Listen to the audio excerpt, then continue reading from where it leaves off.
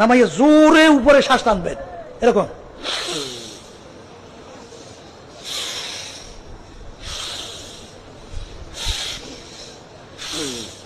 আমার এই ভিডিওটা চরমনাই পীর সাহেবকে ছোট করার জন্য না বা তাকে তার বিরোধিতা করার জন্য না, একমাত্র শরীয়তের বিধান অনুসারে সুন্নত মোতাবেক যে জিকির আছে তার অন্তর্ভুক্ত হয় কিনা আমাকে একটু আমার নিজের শিক্ষার জন্য জানার জন্য আমি এই ভিডিওটা করতেছি। অবশ্যই অবশ্যই কমেন্ট বক্সে এসে যারা জানেন অবশ্যই দলিলটা দেওয়ার চেষ্টা করবেন।